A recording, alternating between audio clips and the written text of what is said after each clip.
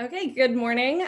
Thank you for joining today's call. Hawkfish CEO Josh Mendelsohn and Florida Democratic strategist and CEO of Unite Our Country PAC Steve Schale are here today to share the latest numbers in Florida and take your questions. We'll be using the raise hand feature for your questions. If you've dialed in, please press *9. And if you've joined through the app, please use the raise hand button located at the bottom center of your screen, and I will call on you and ask your question. But first, I'll turn it over to Josh and Steve for today's update on Florida's early vote numbers. Thanks, Galia. Thanks all for joining. This is going to be the first of these regular briefings. Hawkfish and Unite the Country have been excited to partner throughout the cycle. And as we're 2 weeks out, continuing to partner now with these early vote insights. I think some framing's useful as a place to begin. It actually comes from Biden campaign manager Jen O'Malley-Dillon, who said a couple days ago on Twitter, early voting is already underway in many states. Millions of voters have already cast their ballots, but there's still a long way to go in this campaign. And we think this race is far closer than folks on this website think, like a lot closer. That really rings true for us. We couldn't agree more, and especially when we talk about Florida. The results we're seeing in Florida and beyond are encouraging, but our view is we can't be overly confident. What we're seeing in the data certainly suggests that Democrats need to keep their foot on the gas. Hawkfish talked about Red Mirage many weeks ago. And as part of that concept, we knew Democrats were going to vote by mail in higher rates than Republicans. That has absolutely proven to be true. Florida specifically has always had a more bipartisan tradition and approach to vote by mail and early vote. That's consistent with the historical narrative as to what we're seeing today in the data, and we can talk a bit more about that. But those numbers are going to slow down, and as we watch it closely, we're encouraging all of you to watch closely with us because Democrats are not out of the woods in the Sunshine State. So starting today and through Election Day, Hawkfish and Unite the Country will begin sharing with all of you a public early vote report, which will provide the latest data from Florida. And so I think Julie's going to bring it up, but fundamentally, we're going to show a bunch of the basics and then a little bit of stuff we've added. So starting from the top, it's going to be how many people have voted, how many registered voters have yet to vote, how many votes have been cast by each party, how many votes, and this is where we're going to add in some of the Hawkfish data, how many votes do our models suggest each candidate has received based on things like historical patterns and modeled support, how many registered voters have yet to vote by party, which is a pretty important number to keep watching, and then how many voters have not requested their mail-in ballot or have not turned it in.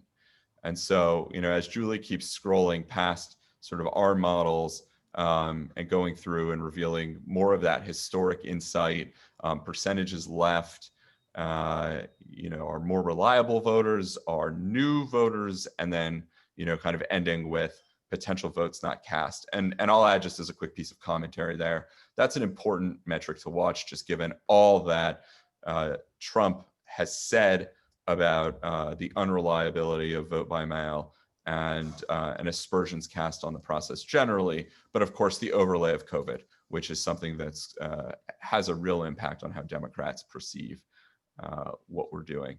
So, as we go through this PDF and the daily reveal of the numbers, which are largely derived from the Secretary of State file, like I said, with the addition of Hawkfish modeling on top of it, it's really only as useful as the insights we can provide and you can glean. And so doing these calls, of which we'll have a number before Election Day, feels to us a pretty important part of getting the overall picture. And so with that, I'd love to introduce Steve Schale, who I think will walk us through some of the beginnings of what we've seen so far and a bit of what we expect to see. And then, obviously happy to take questions from all of you. Yeah. Hey, thanks, Josh. And thank you all for getting on today. And Josh, I've appreciated this partnership. I've spent most of my years trying to, figure all this stuff out on Excel spreadsheets that no human being besides myself could even understand. And so it's really been great to have access to y'all's tools. It's making my life a lot easier and giving a lot more insight into what's going on. So I think, I think our hope with this going forward over the next few weeks is to be transparent as we can in terms of just what we're seeing, make sure that you all have access to good data, and that, if there are questions, we can help kind of figure some things out. So again, for those of y'all that don't know me, I mean, I ran President Obama's campaign in Florida in 2008, was a senior advisor in 2012, and I currently run a super PAC called Unite the Country, which is born about a year ago to support Joe Biden for president. But I've spent basically my entire career in Florida politics. And, the biggest thing about 2020, when you start thinking about this data and looking at this data, is to understand that there's no model for it. There's no history we can look back at. For those of y'all that have followed Florida politics over the last 10 years, 15 years, even just presidential election cycles, there's always been some rhyme or reason to the way that sort of voting trends happen. Republicans traditionally have been a little better at vote by mail. Some cycles it's better, it's much better or not, but Republicans have traditionally done fairly well in vote by mail. The Republican Party of Florida spent 2 decades investing significant money in resources behind that. Typically Democrats do better in in-person early voting.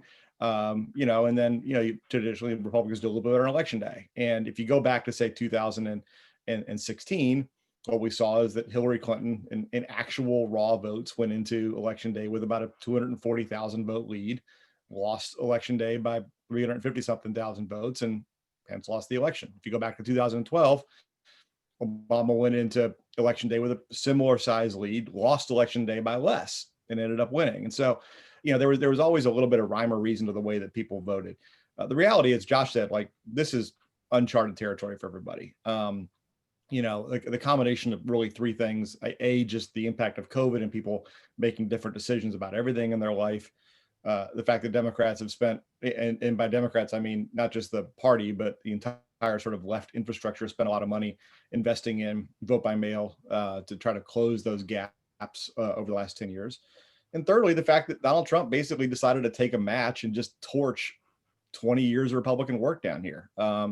It's really crazy. Sometimes I've seen some polling in state of voters who have traditionally voted by mail for 20 years that now don't have confidence in it because of Trump's tweets. And so, those 3 things really kind of driving a very different model. And I think, importantly, very hard. And I know this is something that we all do, not just me as a hack, but you all as journalists, try to draw a line between what's happening, what's happened in the past to make sense of things. The reality is it's very hard this year to draw any kind of a line. So, we enter in-person early voting in Florida today, first day. Not every county in Florida starts today. Basically, mandatory in-person early voting actually starts on Saturday of this weekend, the 24th. Counties can opt into additional days. Most of the large counties have. And so you're going to see, today, more of your big urban counties opening up. We're already seeing great lines, which is always just encouraging for democracy. But at this point last year, in 2016, there was about 1 million, 1 million, 2 votes that have been counted or been cast going into in-person early voting. I mean, this year we're, north of 2.5 million. At this point in 2016, Republicans had a small edge. At this point, right now, Democrats have a massive edge in terms of vote by mail. And so, again, these are not shifts that indicate momentum in any way. They're just shifts in indicating the way that people are changing their votes. We will probably today, if not today, tomorrow, pass the total number of people that voted by mail in 2016, 13, 14 days out, just as an example. So right now, Democrats have a, roughly 460,000 voter advantage in terms of the voter registration numbers. Still have a significant advantage among people that have not cast a ballot yet. But what's interesting when, to Josh's point about sort of understanding what's coming next and sort of the context, Republicans have about almost 450,000 voter advantage among people that voted in 2016 or 2018 who have not voted yet. And so in other words, what we're at right now is a very, very tight competitive election. There are some things that I think are really encouraging. One, for those of y'all that have followed Florida politics and those of y'all that cover Florida know this, Democrats are traditionally terrible at returning vote by mail ballots. It's sort of the bane of guys like my experience. One really encouraging thing from my perspective is Democrats are returning vote by mail ballots at a higher rate, not only a higher number, but a higher rate than Republicans right now. It's about a 6-point edge in the actual return rate. And so that's super encouraging. I think certainly shows, legitimate enthusiasm on our side, which is good.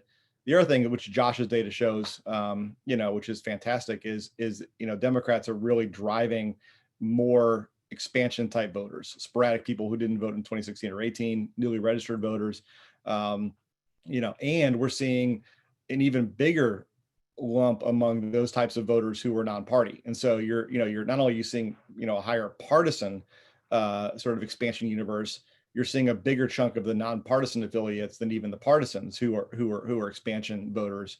And given how Joe Biden's doing with independents everywhere, again, that's probably a pretty good sign. So, again, sort of,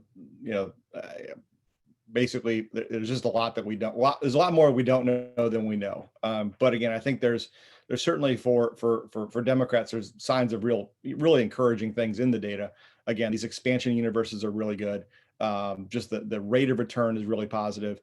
But again, there's still this huge army of Republicans who are yet to vote that have kind of evened it out. We'll even it out. Two last things. First, in 2016, there were more Republicans that voted than Democrats in for the presidential election in Florida for the first time in history. I think the broad assumption has been that would continue this cycle, maybe even grow a little bit. Right now, knock on wood from my side, like it's trending to a pretty even partisan matchup. We'll have to see what early voting does to that. But, if it trends to something that's pretty even Republican Democrat in terms of turnout, that's probably pretty good news for my guy. But again, we'll kind of have to see on that. The last part of it is like, again, Democrats traditionally have won early voting in person. I have literally no idea what's going to happen this year, and that's just my honest opinion. I mean, you saw in the primaries, in the August primary, more Republicans voted in person early than Democrats. That's a little bit of a shift, though that's happened before in primaries, and so it may not actually be that much of a shift. I am going to take a real sense of caution this week. I think we really kind of need to have probably almost a full week of in-person early voting to have a real sense of what this is going to look like. Republicans traditionally do a little better during the week, which for obvious reasons. A lot of, frankly, Democrats are more working class folks. Democrats do a little better on weekends. I think, we'll have a good read by the, kind of this time next week. I think we'll have a real sense of kind of where that's headed. Last thing I'll say is, turnout right now is crazy. I had initially sort of thought that we were going to be about 10.4 million voters total. I think, at this point, if everybody we expect to votes and there's no further expansion, we're going to get to like 10.6 million votes. And so I think it's real possible that we end up north of 75%, which is what we were in 2016. That'd be about 10.8 million votes. So, 11 is possible, but again, ask me that in a week. So with that, Josh, I probably rambled on long enough here, and I think we'll have to take some questions. We're super grateful to have Steve guiding us through Florida. I mean, it's such a quirky and complex state, and yeah, it is wild. America's favorite place, and all y'all are going to live here one day. It's just, it's sort of America's destiny. Everybody ends up living in Florida. Make fun of it till you live here. All right, well, thank you both. We'll now turn to questions. As a reminder, we'll be using the raise hand feature. Please click the button at the bottom of your screen and I'll call on you to ask your question. And if you've joined by phone, please press *9 and I'll see that you've raised your hand. Please state your name and outlet before your question. Thank you. And we'll begin with David Smiley from the Miami Herald. Hey guys, thank you for doing this call. I'm just wondering, Steve, if you're looking at all at any of the data that's coming in the first couple of hours of early voting. I know it's obviously too early to extrapolate anything from it, but just wondering if there's anything notable to you about what we're seeing so far. Yeah, I mean, I kind of expected today to be kind of a busy day. I think, I mean, there are two things, and be curious what Josh thinks on this too. I mean, I think that there's no reason to think people who've been waiting to vote in person are probably going to go up and show up today. And I think, there was like over 2,000 people voted in Hillsborough County in the first hour was the number I saw, which is remarkable. I mean, you all have been covering, you live in Miami, have been tweeting some of the videos from lines. So I mean, I kind of think today is going to be a pretty big day. I also wouldn't be hugely surprised if today is a fairly large vote by mail day as well, because today's the first day people have drop box access in a lot of places. And so, again, I think, it's, so, I mean, again, like it's just hard. It's hard to predict because, I mean, one of the things Republicans say, which is frankly a fair point. I mean, that there are a lot of people that voted by mail now that typically vote another way. And so there's about 550, 600,000 people, maybe 550 that thousand voters who voted early in person in 2016 that have voted by mail already. And so that's going to have an impact, on what shows up. But no, I mean, so I don't know if we can draw any like a sort of straight line conclusions to an outcome other than I think, it continues to show robust interest in the election, which is, healthy for democracy. It's exactly as Steve said. I mean, we've seen this in other places. Your most enthusiastic folks are the ones that are lining up on days like today in other spots. So would expect to see that trend continue in Florida. Okay, great. And next we have Brendan Farrington with the AP.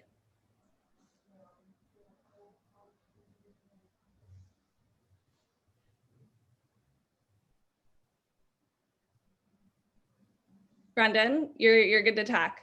Brendan, I think you're muted. All right, can you hear me now? Gotcha, brother. All right. So basically, you're saying the Democrats shouldn't feel comfortable just because they have this massive vote by mail lead. That they shouldn't look at this and say, all right, well, we're going to cruise to a victory. Response? That's basically what you're saying.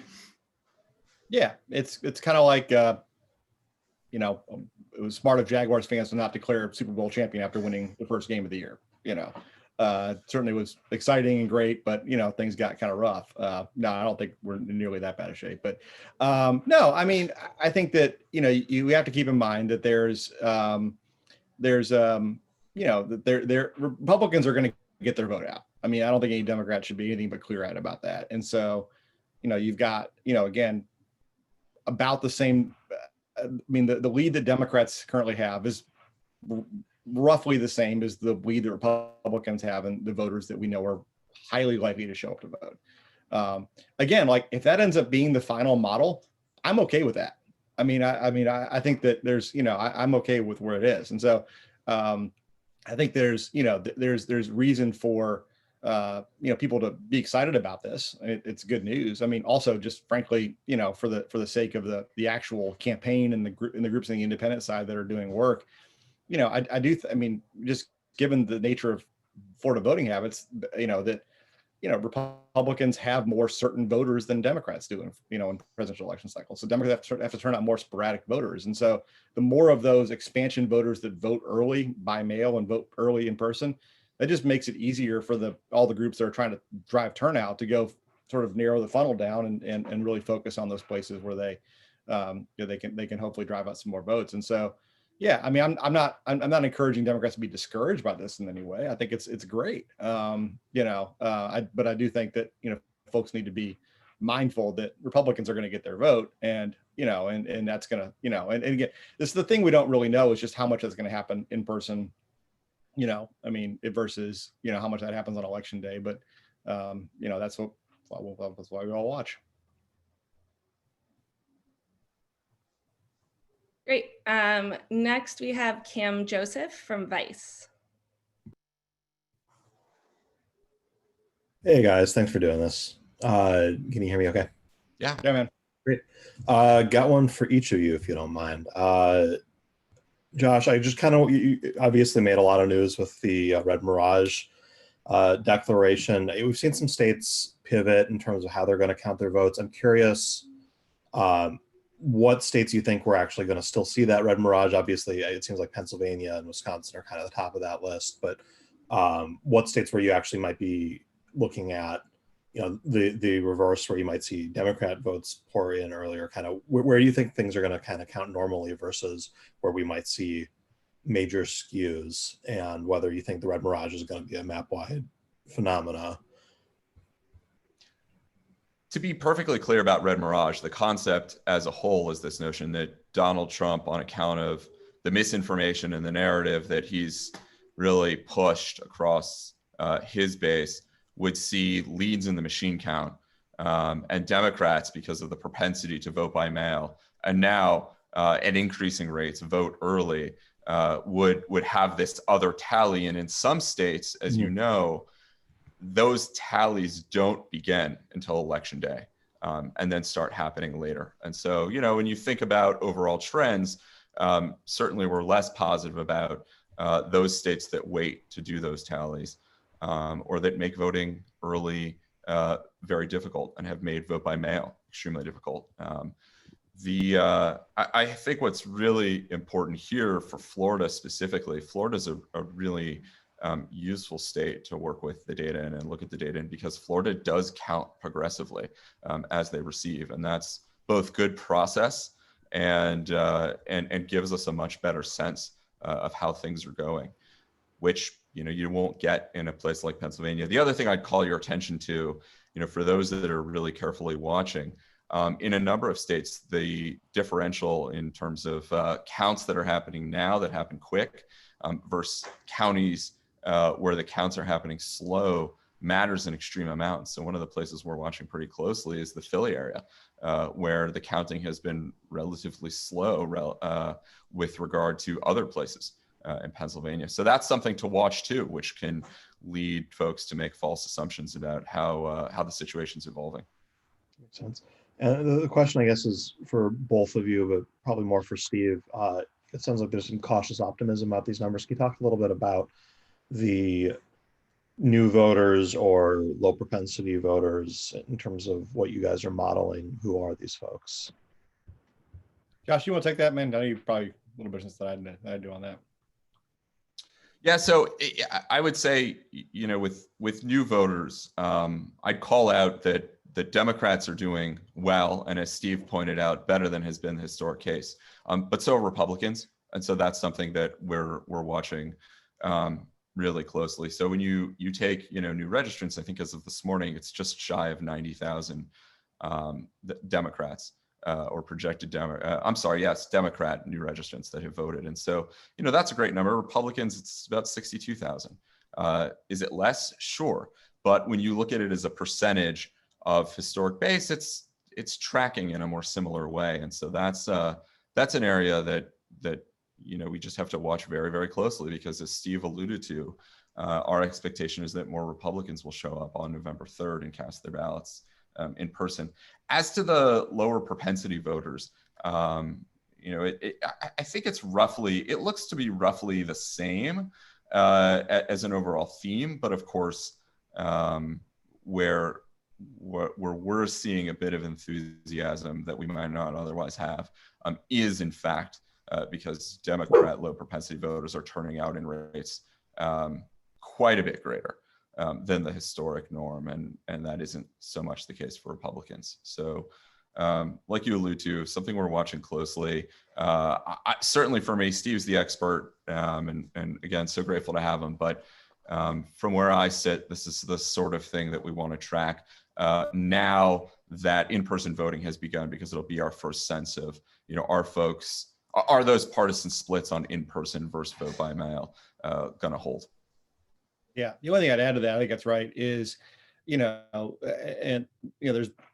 been a lot written the last couple of days about voter registration trends in Florida. I for one, am not as, some people on this call know I have strong opinions about voter registration in Florida, but I'm not overly worked up about the numbers in terms of like our ability to win, in part because, you're, and this has been happening for 10 years now. You're seeing larger and larger shares of newly registered African-American, Caribbean, Black, and Hispanic voters registering as NPA. Those voters aren't necessarily changing their voting habit or voting behavior and ideology. They're just registering as non-party. And again, that's not something that just started yesterday. It started 10, 12 years ago. And so, I think what's interesting, I mean, so your newly registered independents or non-party affiliate or minor party candidates, voters, who are turning out in pretty decent numbers, all in all. Forgetting my dog's about to join the Zoom here. They tend to be disproportionately, compared to the population at large from communities of color. And so, I am, one thing that gives me a little bit of optimism is, I think you're seeing some, decent early turnout from, some expansion type audiences who are independents, but, those independents who probably look more like Democrats than Republicans. Great. And we'll take Chris Smith from Vanity Fair next.